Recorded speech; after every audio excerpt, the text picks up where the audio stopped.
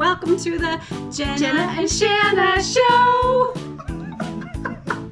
God, we're such dorks. Okay, hi, I'm Jenna. And I'm Shanna. And today I am going to be showing Jenna how to make an etched beer mug. She wanted one as a personalized gift for a birthday party this weekend. So here we go. We'll jump right in. The first thing we're going to do is clean our glasses really well with rubbing alcohol, just to get any smudges or fingerprints or anything off. Don't worry about the inside. You will get that clean when you rinse off the etching cream. There we go. Let's just give it a good little scrub down. Okay, so let those dry really good. And why we let those dry, I've already made these stickers on my Cricut machine. I can do another video on that, but for time's sake, we've already got the stickers made. So you're gonna take a piece of, I use clear contact paper that you can get either at the dollar store or Walmart. It's a lot less than the Cricut brand sticker transfer tape that you can buy, and I actually like it better because it's not as sticky, and the Cricut one is almost too sticky sometimes. So you're gonna take the backing off, so you got your sticky part, and you're gonna stick that on your sticker just to make sure all the parts stay together when you transfer it from the back of the sticker onto the mug. So my transfer tape is actually a little bit smaller than my sticker, and I'll show you why that's not a big deal in just a second. So just kind of center it on there.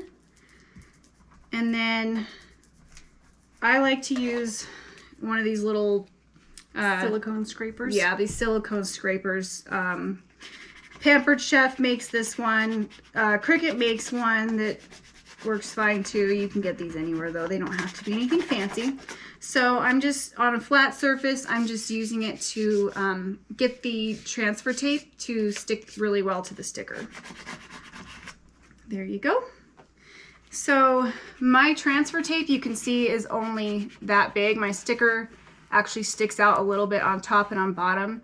That doesn't matter. It's got all the little parts in here stuck to it, which is what we need to make sure all stays together in one piece. So once you get that stuck down, you want to take the back of the vinyl off the sticker. So that can be a little tricky. There we go. And just do this really slowly because you want to make sure that if any of the sticker part is stuck to the backing, that you stop and stick it down again really good. So just go nice and slow. And voila, there's mine, as you can see. There you go, you got yours. So then you just have to figure out where you want it on your mug. I kind of figure right-handed people drink mug with the right hand.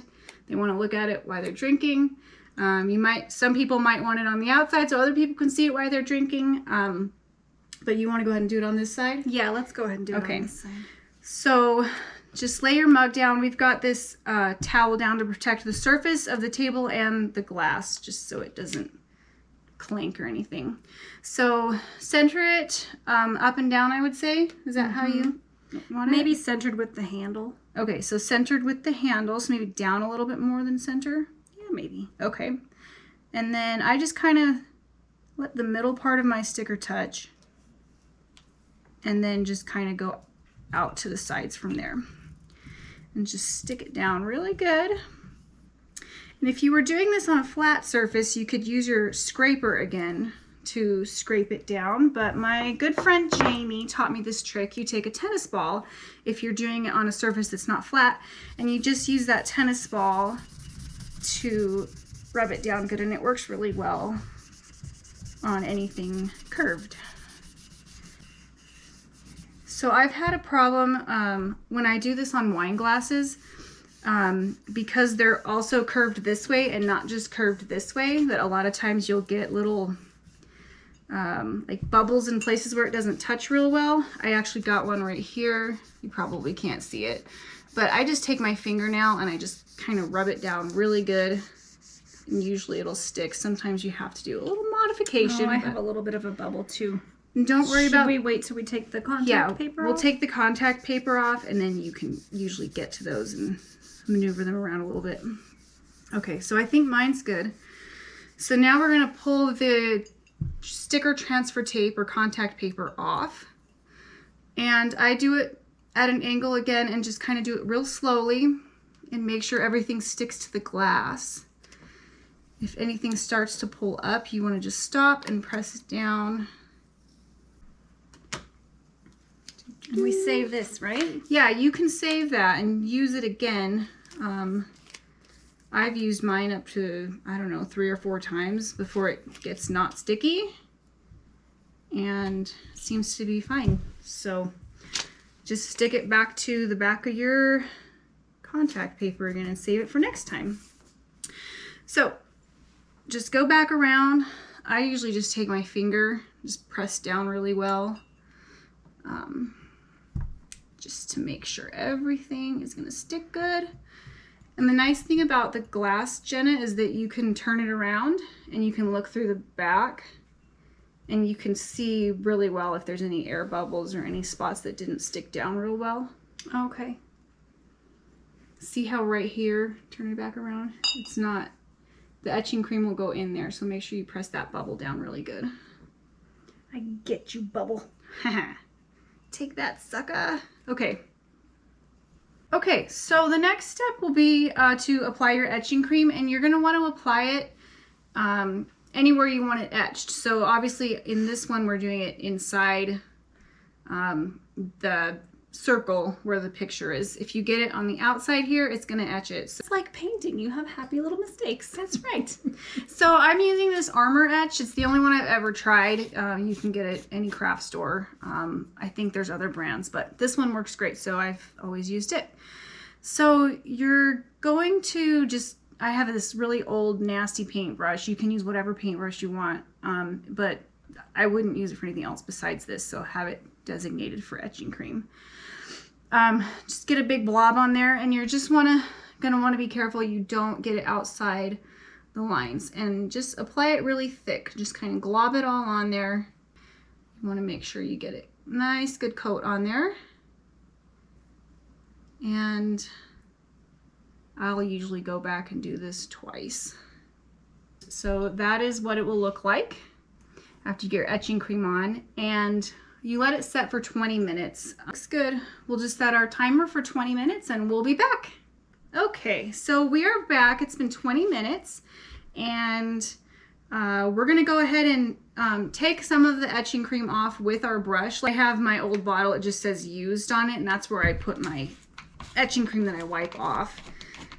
It just makes it easier to rinse when you get to the sink. So just gonna, as much of it as I can, just kind of rub it off with the paintbrush and just scrape it in there.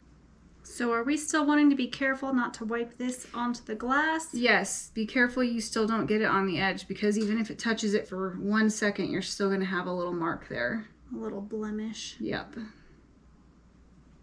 Okay, excellent. So Is that now, good enough? Yep, that's good enough. Okay. It really just makes it easier to rinse off. We are going to go ahead and relocate over to the sink. Now we're at the sink. I have this scrubby that I use. I just have it dedicated to my etching stuff. You can really use whatever you want. Warm water works best, so just get your water warm. So you kind of want to move fast when you do this, and just get it all off as quickly as you can so it doesn't leave marks where it's not supposed to. Okay, so my water's warm. Just gonna dunk it in there and just scrub at it real fast. And as long as the water's running over the glass, it usually doesn't cause too many problems etching where it's not supposed to. So my sticker's gonna start to come off now, which is good. That's what I want. And then basically you just peel all the pieces off.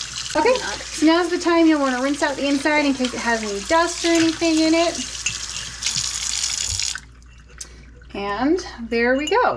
Okay, let's dry it off and see what we got. Okay, so now we've got them dried out, and that is the finished product. I don't know if you can see it very well. There we go. Here's mine. I had a blooper. That's what happens when your sticker doesn't get pressed down good enough. Yeah, Yes, it takes practice. Takes a little bit of practice and just kind of knowing to look for that kind of stuff. So Sorry, I should have looked better. that's okay. All right. Cheers. Cheers.